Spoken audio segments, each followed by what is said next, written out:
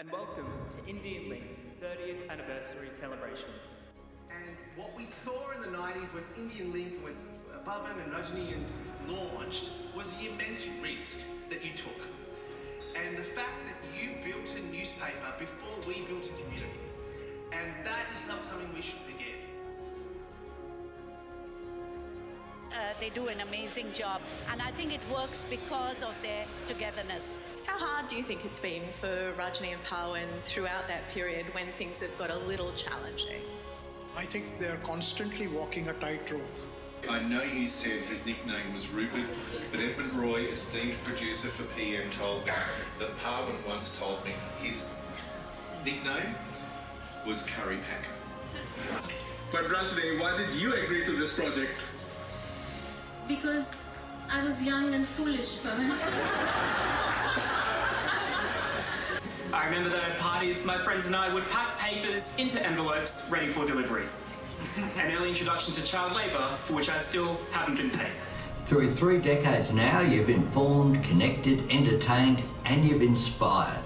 I was sent by my mother to walk down Marylands Road to this one spice shop in the neighbourhood to make sure that I got a copy of Indian Link each time it was published from 1994 when I was in Year 6. To be able to communicate to those communities in a way over such a sustained period of time is actually nothing short of remarkable.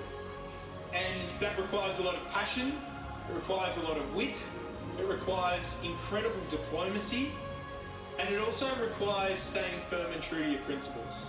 And so tonight I wanted to acknowledge both Pawan and Rajni for saying the right thing at the right time, which isn't always the most popular thing to say.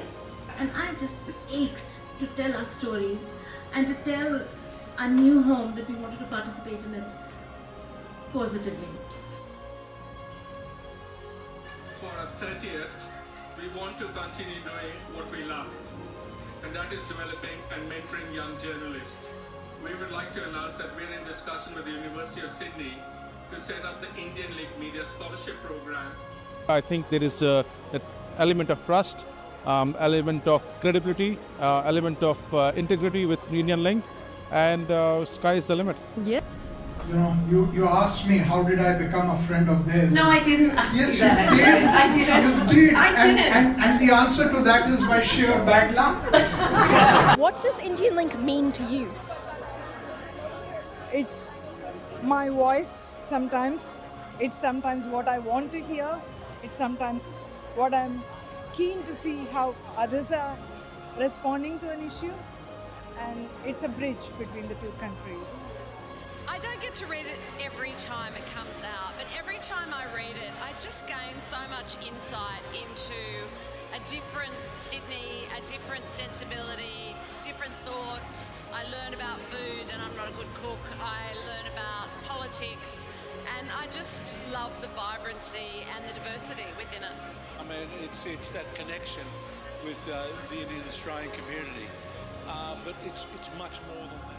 I still remember picking up Indian Link in the 90s as a young school student or a high school student at Indian grocery stores and thinking, oh my God, there are other people who look like me, who have similar interests to me that I maybe can't see in my daily life. So Indian Link is all of those memories and all of those thoughts and connections in one.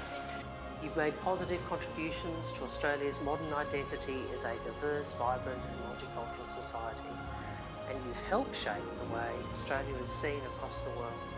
If you had to write a regular Indian Link column, what would it be called?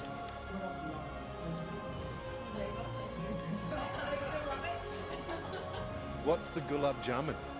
You've had so many serious people that you've interviewed. You've had so many controversial stories that you've reported on, but you've done it professionally and without fear or favour.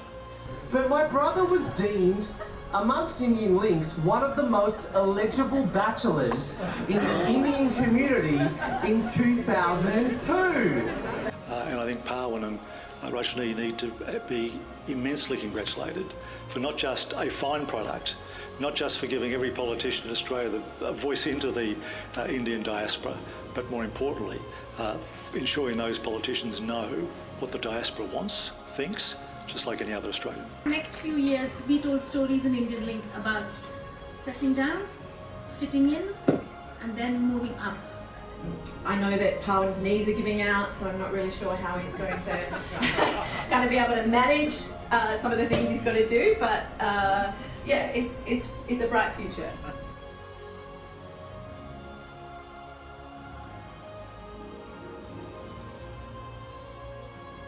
So in 2006, we were running a 24/7 radio station, printing 6 editions per month, 72 editions a year, 44,800 words per edition, which equates to 3,335,600 printed words. Immense sacrifices, because if it wasn't for you taking that risk, none of us would be in a position to have our stories told.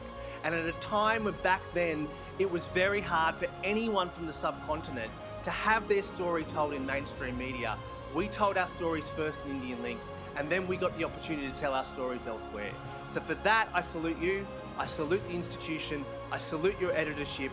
I look forward to the 60th anniversary, and I hope that in my next life, not the current, I might too be a contender for Bachelor of the Year. Thank you very much for having me.